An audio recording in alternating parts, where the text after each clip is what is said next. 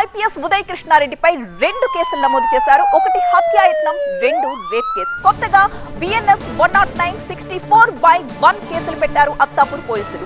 బాధితురాలు ఇచ్చిన స్టేట్మెంట్ ని బేస్ చేసుకుని కొత్తగా కేసు నమోదు చేశారు. నిన్న సాయంత్రం ఉదయ్ కృష్ణకి 14 రోజుల పాటు రిమాండ్ విధించింది ఉప్పరపల్లి కోర్టు.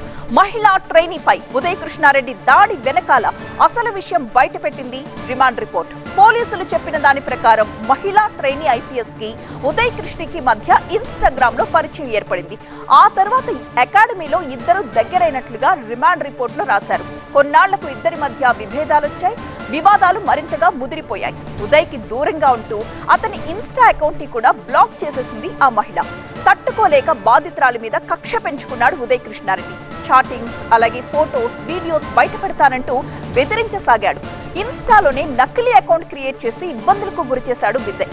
సూసైడ్ చేసుకుని చనిపోతానని పదే పదే బెదిరించాడు కూడా. వెపన్స్ చూపించి బెదిరించేవాడని, దాడి చేశాడని బాధితురాలు తన స్టేట్మెంట్ లో పేర్కొంది. అంతటితో వదిలిపెట్టలేదు. సన్నిహితంగా ఉన్న ఫోటోస్ ని మహిళ కుటుంబానికి పంపించాడు ఉదయ్. రిమాండ్ విధించడంతో ప్రస్తుతం చెంచల్గూడ జైల్లో ఊచలు లెక్క పెడుతున్నాడు ఉదయ్ కృష్ణారెడ్డి.